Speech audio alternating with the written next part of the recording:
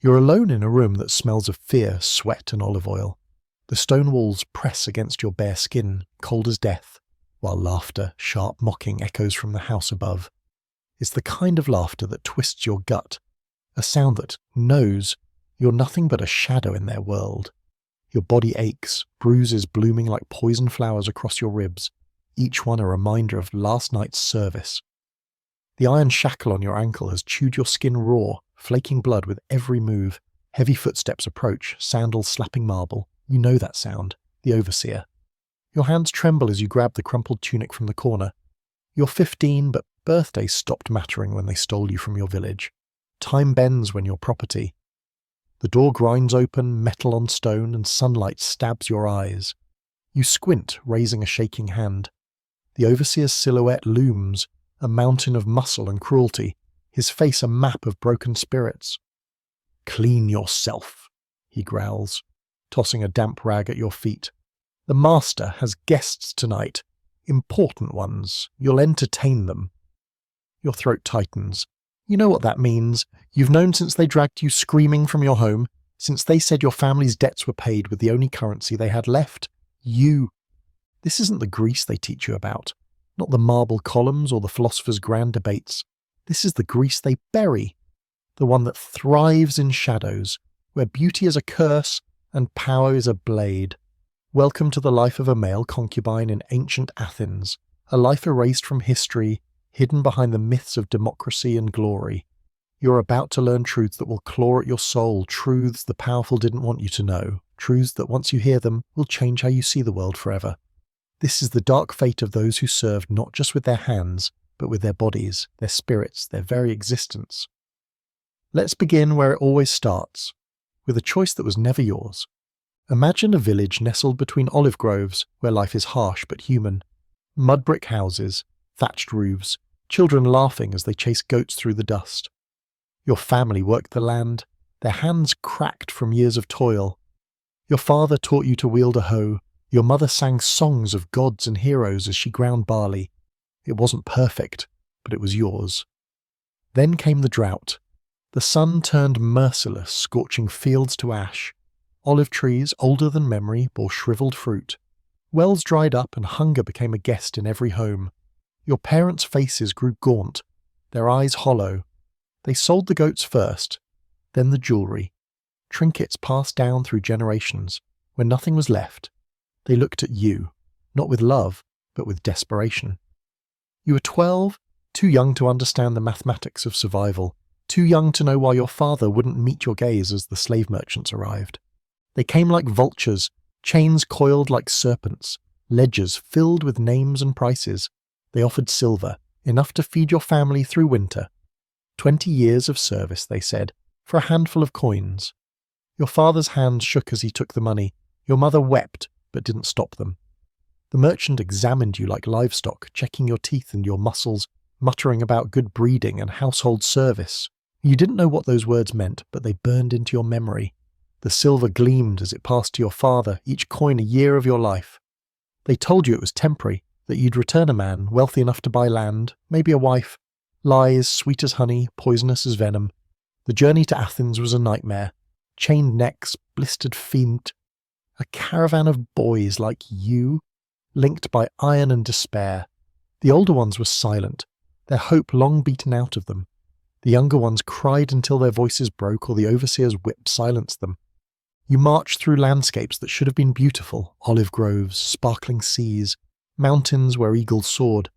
But your world was the chain's length, the rhythm of feet on stone, the growing certainty you'd never see home again. At night, they staked you to the ground, the iron collar biting your neck. You heard the other boys' sobs, felt the dirt against your skin, and learned that hope was just another word for pain. Buyers came, soft-handed men with hard eyes, prodding your body, evaluating your potential. Some wanted field slaves, others household servants, but the worst were the ones in fine tunics, smelling of perfume and wine, their rings glinting as they lingered over your form. They weren't looking for labour. They wanted something else, something that made your skin crawl. The Athens slave market was a sensory assault. Voices haggled, pleaded, commanded. The air reeked of sweat, fear, and something unnameable that churned your stomach. naked bodies lined up like merchandise, children, mothers, old men with their broken spirits. You were cleaned and oiled, not for kindness but to fetch a higher price. Your lean muscles gleamed, marking you as too pretty for fields. The auctioneer's voice boomed, your age, your origin, your pleasing appearance. Code words that made certain buyers lean forward. The bidding climbed, hands probed your body, checked your teeth, gripped your hair. You weren't a person anymore, just an object. The winner, Lysander, smiled with satisfaction, his soft hands and purple silk tunic screaming wealth. His eyes claimed you before the silver changed hands. Lysander's house was a palace compared to your village. Marble columns, painted walls, mosaics of gods and heroes. Servants scurried, all young men, all beautiful, all wearing the same resigned despair. The overseer Demetrius was a former slave, his scars and ruthlessness proof of his climb. He laid out the rules: eat when ordered, sleep when ordered, never look a free man in the eyes, never refuse a command. His final words froze your blood. You serve the master and his guests in whatever capacity they require. Entertainment, he said with a cruel smile, would become clear in time. Resistance brought pain, compliance, small privileges, better food, a warmer blanket. Your cell was a stone box in the basement, a straw mattress, a thin blanket, a chamber pot. The walls muffled sound, and you'd soon learn why. Other slaves greeted you with pity and warnings. Marcus, your age, carried pain in his eyes no boy should know. Alexius, older and scarred, whispered of special guests and their demands. Philemon, barely 14, looked haunted, his merchant family's ruin selling him into this hell. They told you about the symposiums, those fabled Greek drinking parties where philosophers debated virtue by day but shed their masks by night. The reality was uglier. Slaves didn't just serve wine, they served themselves. The men who wrote poetry about honour used boys like toys, their cruelty cloaked in wine and laughter. This was your new world. A world where beauty was a chain and power was everything. You're about to fall deeper into this abyss, where the truths of ancient Greece reveal a darkness that still echoes today. You're standing in the shadows of Lysander's grand dining hall, the air thick with the scent of roasted meat, wine, and the musky perfume of Athens' elite. The symposium is in full swing, reclining couches draped in fine linens, men laughing, their voices sharp with intellect and arrogance. You hold a silver pitcher, your hand steady despite the tremor in your chest. You're invisible until they want you to be seen. The guests, these pillars of Athenian society, debate democracy and the soul's immortality, quoting Plato and praising Socrates, but their eyes, glinting in the lamplight, keep drifting to you, to the other boys circling the room with trays of figs and wine. You've been prepared for this. Bathed, oiled, your skin gleaming like polished bronze, dressed in a tunic so thin it's more suggestion than cloth. Gold bracelets jangle on your wrists, marking you as ornamental, a living decoration for their pleasure. You're not here to serve food, you're the entertainment, and the realization sinks into your bones like poison. This is the hidden truth of the symposium, the secret buried beneath Greece's golden legacy. These gatherings weren't just intellectual salons, they were theatres of power, where men who shaped history indulged appetites they'd never confess in public. The philosophers, poets, and politicians who crafted the Western world's foundations didn't see you as human. You were a tool, a vessel, a thing to be used and discarded. The same hands that wrote treatises on virtue gripped you with no regard for your soul. This wasn't an accident, it was the system. Greek society, for all its brilliance, was built on the broken backs and spirits of those it deemed lesser. And you, a boy sold for silver, were the lowest of all. Let's pull back the veil further, because the deeper you go, the more you see how this darkness wasn't just personal, it was institutional, woven into the very fabric of their world. Your first night at the symposium taught you what words like entertainment really meant. It started innocently enough. A guest, grey-haired and reeking of wine, beckoned you to his couch. He asked about your homeland, his voice soft, almost kind. "Do you miss your family?" he said, his hand resting on your shoulder.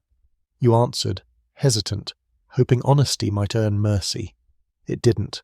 His touch slid lower, his questions turning to your body, your strength, your endurance. The other guests watched, their conversations fading, their eyes hungry. You tried to pull away, but his grip tightened and laughter rippled through the room. He's shy, someone said, as if your fear was a performance for their amusement. What followed was a violation so raw it burned away the last scraps of your childhood. Your protests were ignored, your struggles met with mockery, hands held you down, fabric tore, and the world became a blur of pain and humiliation. When it was over, you stumbled back to your cell, your body aching, your mind screaming.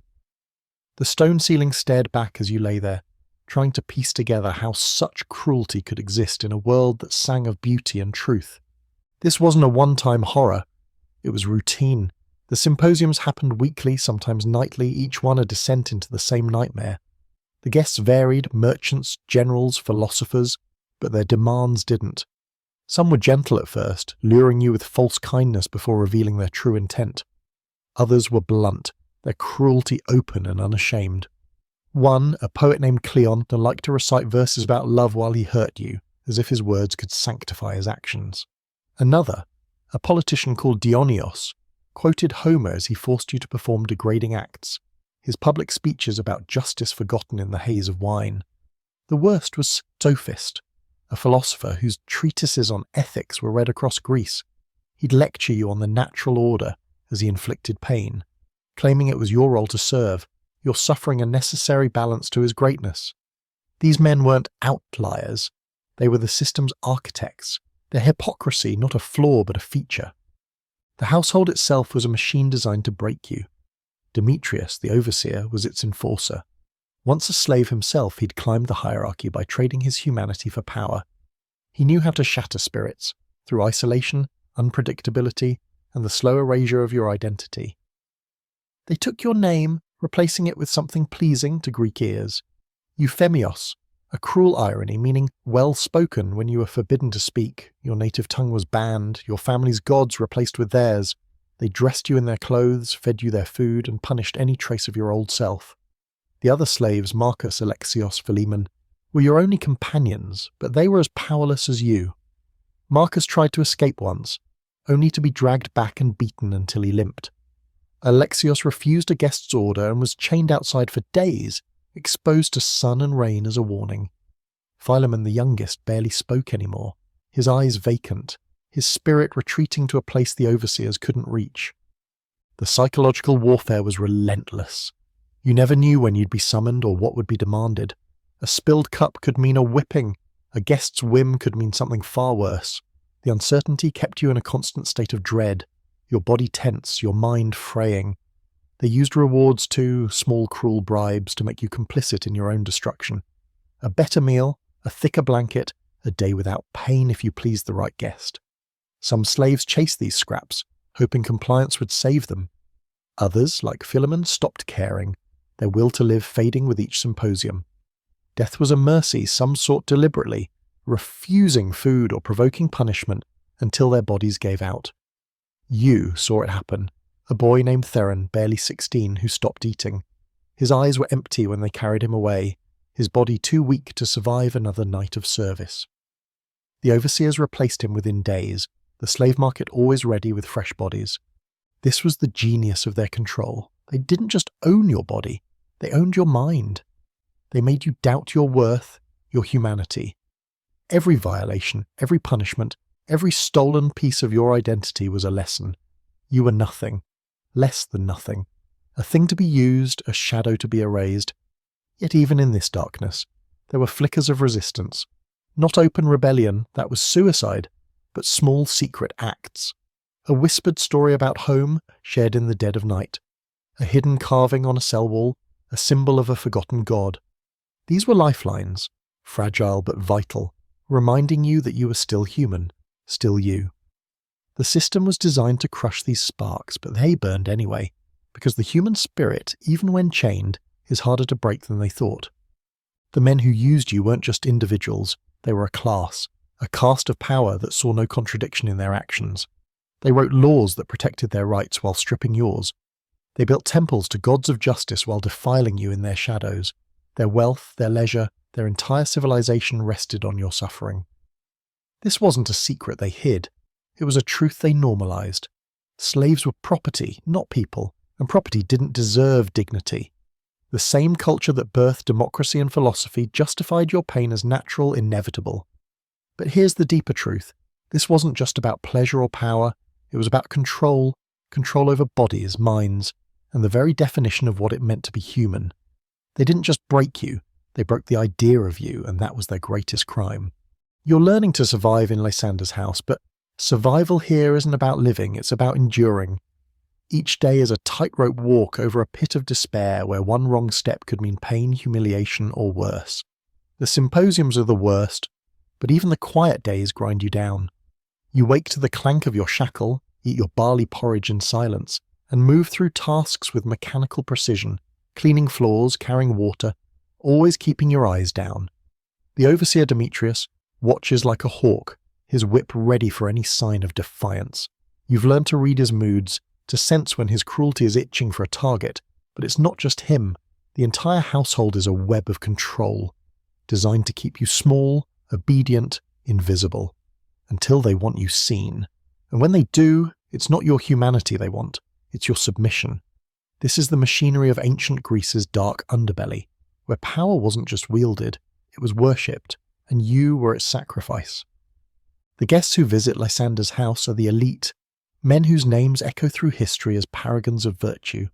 There's Dionysos, the politician whose speeches on justice fill Athens' agora. But here he laughs as he forces you to kneel, his hands heavy with entitlement. Cleomenes, the merchant, funds temples and feeds the poor, yet his generosity vanishes when he steps through these doors, replaced by a hunger for control that leaves scars on your skin. Sophist, the philosopher, is the worst, his calm voice weaving arguments about the natural hierarchy, while he treats you like proof of his theories. These men don't see their actions as wrong. In their world, you're not a person. You're a category, a thing outside their moral code. Their public virtues are masks shed in the lamplight of the symposium where wine and power strip away their pretense. This hypocrisy isn't a flaw in their system, it's the foundation. The psychological chains are heavier than the iron ones. They don't just take your freedom, they take your sense of self. Your name, Euphemios now, not the one your mother gave you, is a constant reminder of your erasure. Speaking your native tongue brings lashes, praying to your gods risks worse. They feed you just enough to keep you alive, but never enough to feel strong. The food, the clothes, the rituals, they're all Greek, designed to overwrite who you were. You catch yourself forgetting the songs your mother sang, the shape of your village's hills. It's not just your body they want to control, it's your mind, your soul, your past. The other slaves are your only tether to humanity, but even they are fractured. Marcus whispers stories of his home in the dark, but his voice cracks with doubt as if he's not sure it was real. Alexios, hardened by years, teaches you to anticipate the guests' moods, to dodge the worst of their whims. Philemon, the youngest, barely speaks, his eyes like empty wells.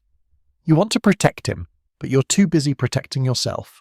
The symposiums are where the real breaking happens. You're prepared like a sacrifice, bathed, oiled, dressed in translucent cloth that mocks modesty.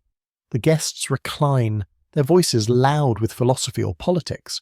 But as the wine flows, their attention shifts.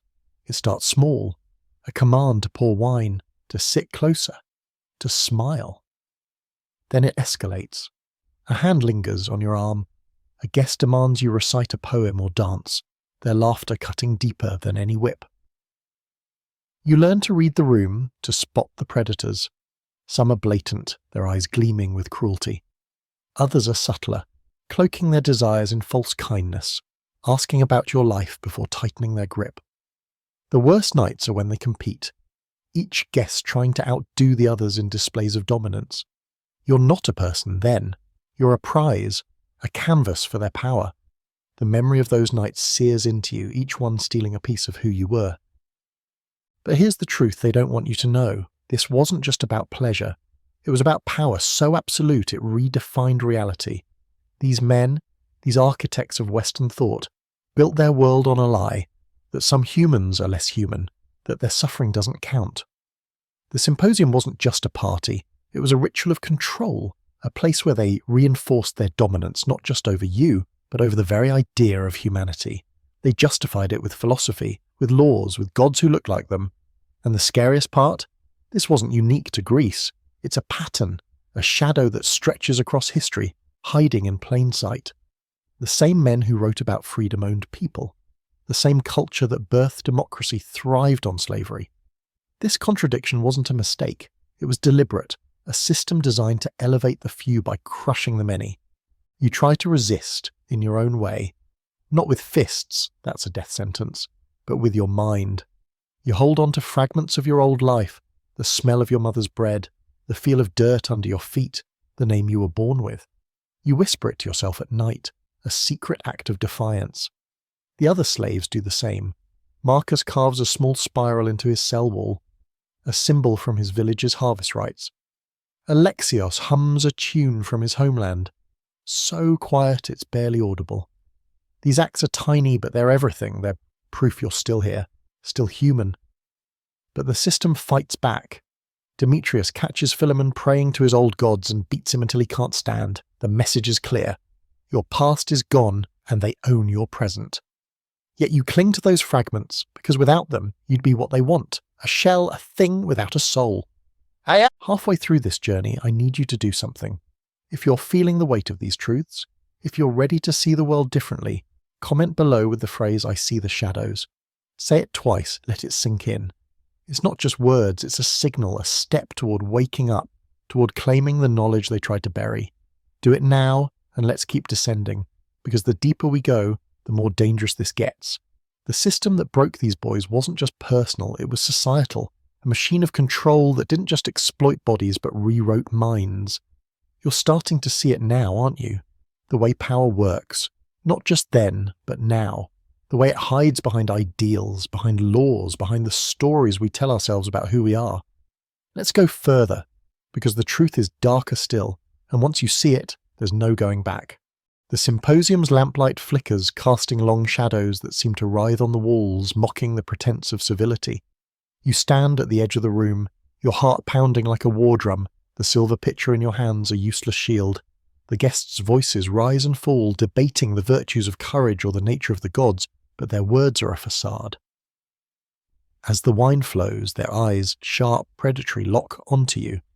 You've learned the signs by now, the way a guest's laughter turns brittle, the way their hands linger when you pour their drink, the way the room quiets when one of them calls you over. Tonight it's Sophist, the philosopher, whose gaze pins you like a moth to a board. He beckons, his voice smooth as oil, asking you to sit beside him to share his wisdom. The other slaves glance at you, their eyes heavy with pity, because they know what's coming. You know too, and the knowledge is a blade in your gut. This is the heart of their power, not just to use you, but to make you complicit in your own destruction, to make you walk toward your own violation with a smile they demand. This is the forbidden truth of ancient Greece. The men who built its legacy were not just flawed, they were architects of a system that thrived on dehumanization. The symposium wasn't a mere gathering. It was a stage where power was performed, where the elite reinforced their dominance by breaking those beneath them. You weren't a person to them, you were a symbol, a living proof of their superiority. The philosophers who wrote of ethics, the poets who sang of love, the politicians who preached justice, they all gathered here in rooms like this to indulge in cruelties they'd never admit to the world. Their civilization, celebrated for its art and ideas, was built on a foundation of suffering. Every statue, every temple, every scroll was paid for with the blood and souls of boys like you. And the most terrifying part, they didn't hide it. They normalized it. Slavery wasn't a secret, it was a pillar of their world, as essential as their democracy, as sacred as their gods. You've been in Lysander's house for months now, and the routine is etched into your bones. Wake before dawn, clean, serve, endure. The symposiums are the worst, but the days between are their own kind of torture. Demetrius, the overseer, is a master of control, his cruelty precise, his punishments unpredictable. Spill a drop of wine and you might get a lash, or you might be ignored, left to dread when the blow will come. Speak out of turn, and you could be starved for days or sent to the worst guests as a lesson. The uncertainty is a weapon, keeping you in a constant state of fear, your mind fraying as you try to anticipate the next demand. The other slaves are your only allies, but even they are breaking. Marcus, once defiant, now moves like a ghost, his escape attempt a distant memory beaten out of him. Alexios, the scarred veteran, has hardened into something cold, his advice now laced with resignation. Do what they want, and you might live longer. Philemon the youngest is fading fastest, his body still here, but his spirit somewhere else, lost in a place the guests can't touch. The preparation for the symposium is a ritual of degradation. You're bathed, your skin scrubbed until it stings, then oiled to make it gleam. The tunic they give you is a mockery, thin, clinging, designed to entice rather than cover. They adorn you with jewellery gold that feels like chains, marking you as a thing to be admired, not a person to be respected. The guests arrive, their tunics vibrant with wealth, their voices loud with the confidence of men who own the world. They recline on couches, sipping wine, discussing war or philosophy, but their eyes never leave you for long. The shift comes slowly, almost imperceptibly. Their debates grow slurred, their laughter crueler, their demands bolder. It starts with small tasks: pour wine, feed them grapes, massage their shoulders, then it escalates.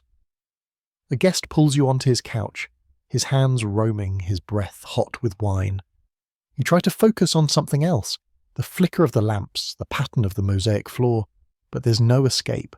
The room watches, some laughing, others silent, all complicit. The worst nights are when they turn it into a game. They compete, these great men of Athens, to see who can claim the most from you, who can push you furthest. Sophist is the cruelest, his philosophical mind twisting every act into a lesson. "This is your place," he says, his voice calm as he hurts you. "To serve is to fulfill the natural order." You want to scream that his order is a lie, that his wisdom is a mask for monstrosity, but you can't. Your voice is gone, stolen like your name, your home, your gods. The other guests cheer him on, their laughter a chorus of approval. When it's over, you're sent back to your cell, your body bruised, your mind fractured. You lie on the straw mattress, staring at the stone ceiling, trying to hold on to something, anything that reminds you of who you were. But the memories are slipping, replaced by the weight of what you've become. This system wasn't just about physical control, it was about rewriting your reality. They didn't just want your obedience, they wanted your belief. They wanted you to accept that you were less, that your suffering was natural, that their power was divine. The symposium was their temple, where they worshipped themselves by breaking you. And it worked, not just on you, but on everyone. The slaves who survived longest were the ones who internalized it, who began to see themselves as the guests did. Objects, not people. Some, like Demetrius, even rose within the system, trading their humanity for a scrap of power. But that was the trap. To survive, you had to become like them, to betray yourself. The alternative was death, and many chose it. You've seen boys like Theron who stopped eating, their bodies wasting away until they were carried out like refuse. The slave market never ran dry, there were always more to replace them. Yet even in this darkness, there's a spark they can't extinguish. You see it in the smallest acts of defiance. Marcus, despite his limp, still carves his spiral into the wall, a silent rebellion against their erasure. Alexios, though hardened, shares his bread with Philemon when the boy's too weak to eat. You find yourself whispering your true name in the dark, a ritual to keep it alive. These acts are dangerous. Demetrius would flay you if he knew, but they're what keep you human. They're proof that their system, for all its cruelty, isn't perfect and kibsa. It can't claim your soul unless you let it. And you won't. Not yet. The truth is, this isn't just a story about ancient Greece. It's a story about power, about how it hides behind ideals to justify horrors. The men who used you weren't monsters in a vacuum, they were products of a world that told them they were gods. That world isn't gone. Its echoes are all around us, in the systems that still thrive on control, that still break the vulnerable to elevate the powerful. You're seeing it now, aren't you? The shadows are clearer, the truth sharper. Let's go deeper because the rabbit hole doesn't end here. The air in your cell is damp, the stone walls slick with moisture that seeps into your bones. You lie on your straw mattress, the thin blanket doing little to fend off the chill. The bruises from last night's symposium pulse with every heartbeat, but it's the weight in your chest that hurts most, a heavy, suffocating thing that grows with each passing day. You hear Philemon's ragged breathing from the next cell, a sound too frail for a boy so young. He's fading, and you know why. The symposiums have taken more from him than his body can give. You want to reach out, to tell him to hold on, but what's the point? Holding on means more nights like last night. More hands, more laughter, more pieces of yourself stolen. You clench your fists, nails biting into your palms, and whisper your true name into the dark. It's a lifeline, a thread to the boy you were, but it's fraying. This is the truth they don't want you to see. The system that binds you isn't just about control, it's about annihilation, about erasing you so completely that even your resistance feels futile. The world outside Lysander's house doesn't know you exist. To Athens, you're a shadowsau, a tool that moves silently behind the grandeur of its temples and agora. The men who use you, Dionysos, Cleomenes, Sophist, they walk in daylight, their names carved into history as heroes of thought and statecraft. But here, in the flickering lamplight of the symposium, there's something else. They're the architects of a machine that runs on suffering, a machine so vast it encompasses not just you, but thousands like you across Greece. The slave markets never sleep, fed by wars, debts, and desperation. Boys, girls, men, women, entire lives reduced to silver coins, to ledgers, to moments of entertainment for men who believe they're gods. This isn't a flaw in their society, it's the engine that drives it. The leisure to philosophize, the wealth to build Parthenons, the time to debate democracy, it all rests on your broken body, your silenced voice. You've learned to navigate the household's hierarchy, a cruel ladder where every rung is a betrayal. Demetrius, the overseer, is proof of what survival costs. He was once like you, chained and used, but he clawed his way up by becoming their tool. He enforces their rules with a zeal that only a former slave could muster, his cruelty sharper because he knows your pain. He watches you, always waiting for a misstep, glance too bold, a task too slow. Punishment is his art form. A lash for one boy, starvation for another, or worse, assignment to a guest known for brutality. You've seen what happens to those who resist too openly. Marcus's limp is a reminder. Alexios's scars tell the same story. Philemon's silence is its own warning. Yet Demetrius isn't the only threat. The other slaves, desperate to survive, sometimes turn on each other. A whispered accusation, a stolen scrap of food. These can mean the difference between a beating and a meal. Trust is a luxury you can't afford. The symposiums are the crucible where the system's true purpose is forged. They're not just parties, they're rituals of dominance, where the elite approve their power by breaking you. The preparation is a dehumanizing spectacle, your body scrubbed raw, oiled to shine, dressed in a tunic that's more costume than clothing. The gold jewelry they drape on you feels like a brand, marking you as property. The guests arrive, their voices booming with confidence, their tunics dyed in colours that scream wealth. They talk of war, of gods, of the soul's immortality, but their eyes are on you, waiting for the moment the wine loosens their restraint. It always does. The shift is gradual, a touch that lingers, a command to sit closer, a laugh that carries a threat. Then it's a hand on your thigh, a demand to perform, a room full of men watching, judging, enjoying. Sophist is the worst, his calm voice weaving philosophy around his cruelty. Pain is a teacher, he says, as if your suffering is a lesson for your soul. You want to scream that his wisdom is a lie, but silence is your only shield. The system's genius is its totality. It doesn't just break your body, it invades your mind. They strip your name and your language, your gods, replacing them with theirs. You're fed just enough to keep you alive, but never enough to feel human. The constant fear of punishment, of the next symposium, of losing the last scraps of yourself, wears you down like water on stone. Some slaves give in, believing the lie that this is their place. Others, like Philemon, retreat inward, their spirits locked away where the guests can't reach. A few choose death, like Theron, who starved himself rather than face another night. You've thought about it too, staring at the bread you can't bring yourself to eat, wondering if oblivion is better than this. But something stops you, a memory of your mother's voice, a stubborn spark that refuses to die.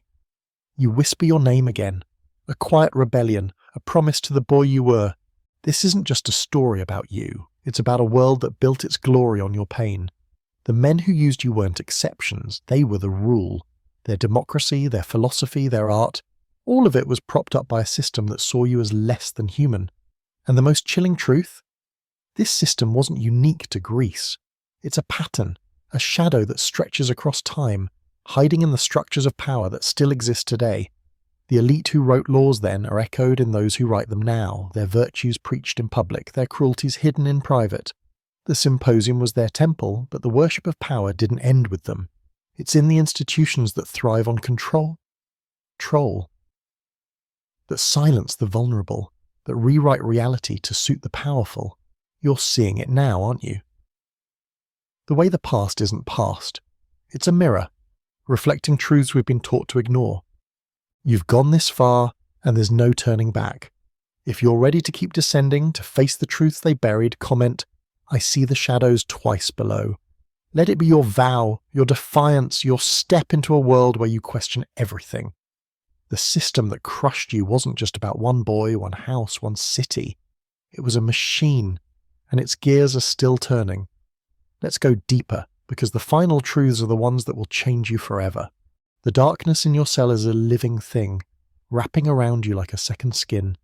The straw beneath you scratches, the air heavy with the stink of mould and despair. You hear Philemon's breathing falter, then stop, and for a moment you hold your own breath, waiting for it to resume. It doesn't.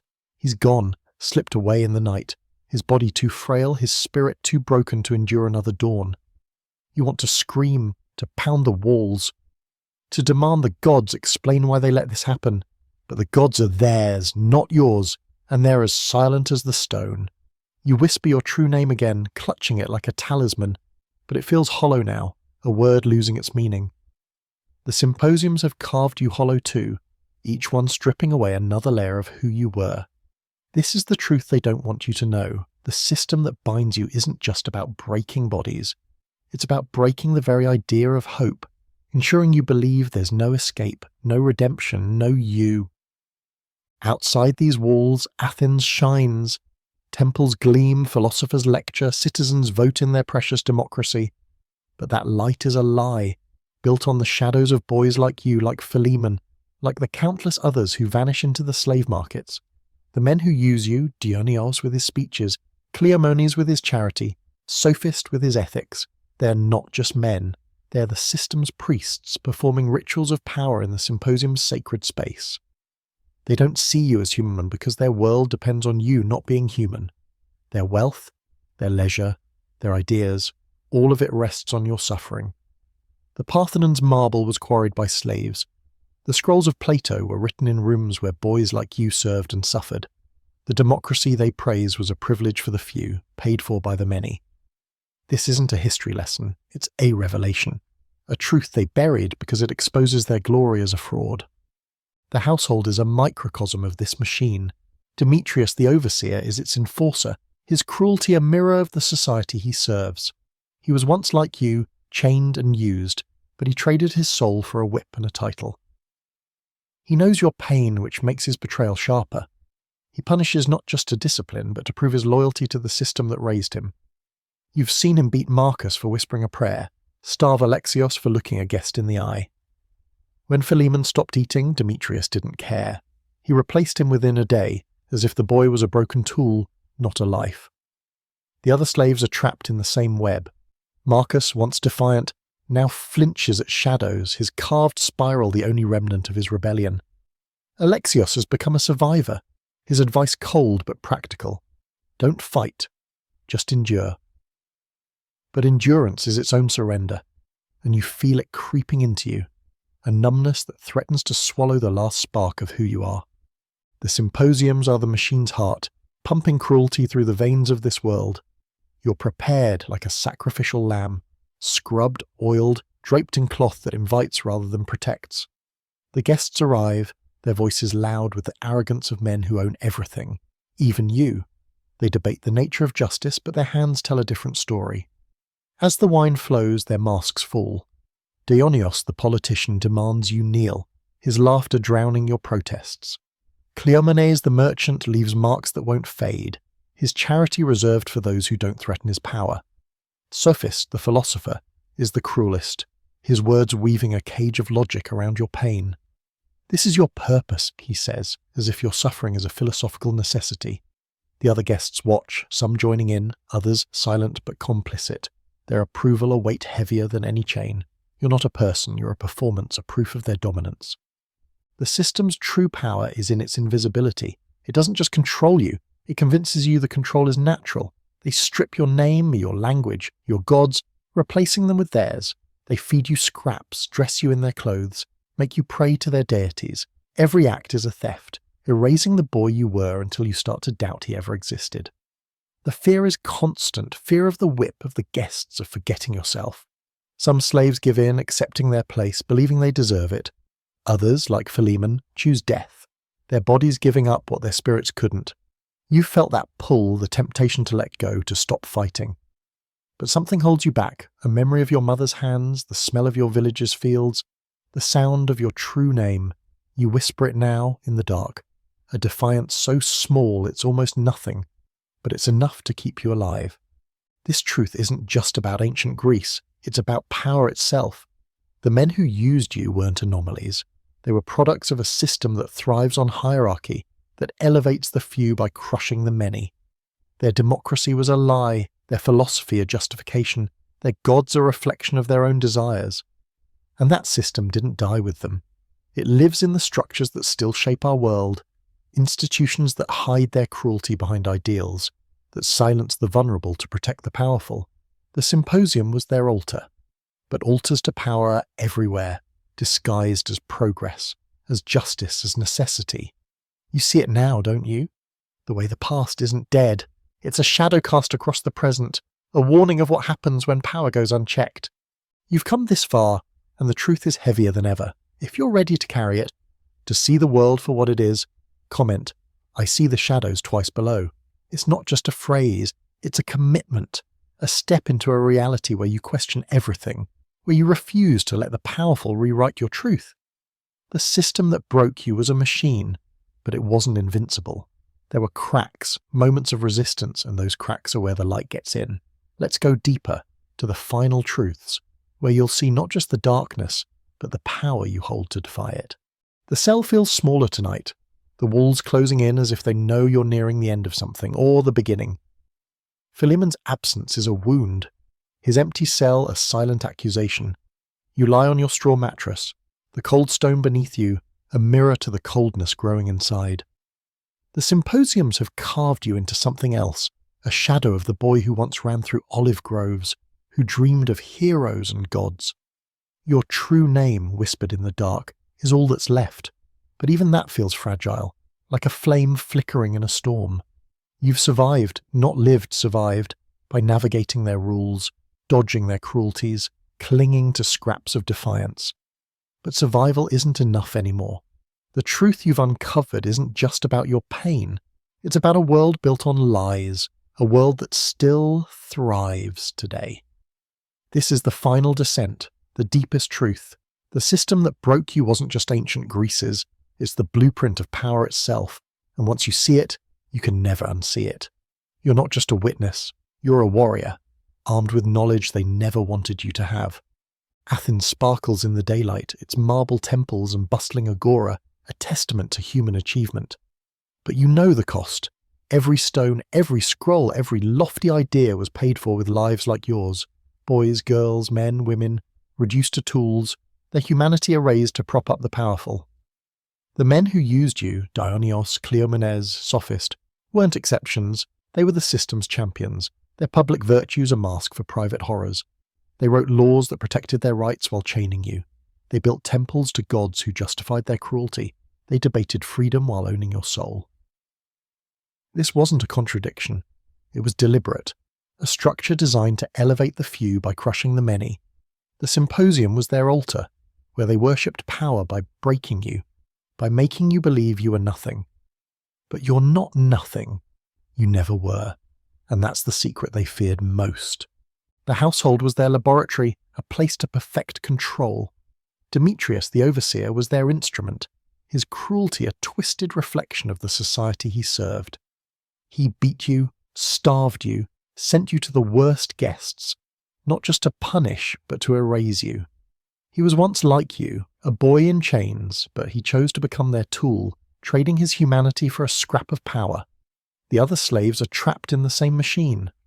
Marcus, his spirit battered, still carves his spiral, a fading act of defiance. Alexios, hardened into survival, shares his bread but not his hope. Philemon's death was a surrender, a choice to escape the only way he could. You felt that pull, the temptation to let go, to become what they want, a shell, compliant, empty. But you haven't. Not yet. You whisper your name and you hold on to memories of your village. You refuse to let them rewrite you completely. That refusal is power, a spark they can't extinguish. The symposiums were the system's core, where power was performed, where men like sophists justified their cruelties with philosophy, where Dionysos hid his brutality behind civic virtue, where Cleomenes cloaked his violence in generosity. They didn't just use you, they needed you to prove their dominance, to affirm their godlike status. The preparation, oiling your skin, dressing you in translucent cloth, adorning you with gold, was a ritual to strip your humanity, to make you a symbol of their control. The wine-soaked nights, the hands, the laughter, the pain, they were all part of the same act, a performance of power that left you bruised and broken. But even in those combatants you saw the truth. Their power wasn't divine. It was fragile, built on lies, dependent on your silence. They needed you to believe you were nothing, because if you didn't, their world would crack. This truth is bigger than you, bigger than Athens. It's the story of power itself, how it builds empires on the backs of the vulnerable, how it hides behind ideals to justify horrors. The Greeks weren't unique. They were a chapter in a story that stretches across time. The same patterns live today, in systems that thrive on inequality, in institutions that silence the powerless, in leaders who preach virtue while protecting their own. The symposium's echoes are in boardrooms, in laws, in the stories we're told about who matters and who doesn't. But here's the dangerous knowledge they don't want you to have. You can see through the lies. You can question the systems that claim to be natural, that demand your compliance. You can resist, or not with swords but with awareness, with the refusal to accept their version of truth. That's what makes this knowledge forbidden. It's a weapon, one that can shatter the illusions they've built. You've carried this truth through the darkness, and now you stand at the edge of something new. The boy you were is gone, but the man you're becoming is something they didn't expect. You've seen their world for what it is, a machine of control, not a divine order. You've seen how they use beauty, youth, and vulnerability to feed their power, how they justify it with words that sound like wisdom. But you've also seen the cracks, Marcus's spiral, Alexios's bred into your whispered name. These are the seeds of rebellion, proof that their system isn't absolute. You're not just a victim, you're a survivor, and survivors carry truths that can change the world. The question is what you do with it. Will you let the shadows define you, or will you use them to forge something new? This isn't just a story, it's a call. The past isn't dead, it's a warning, a map of how power works, how it hides, how it breaks. You've seen it now, and there's no going back. The knowledge you carry is dangerous because it's true, because it challenges the lies that prop up empires. So take it, use it. Question everything, the stories, the systems, the gods they've made for you. Comment, I see the shadows twice below, not just to mark this moment, but to claim your place in a fight that's older than Athens, a fight for your own humanity. You're not a slave, you're not a shadow, you're a man, and the truth is your weapon. Wield it.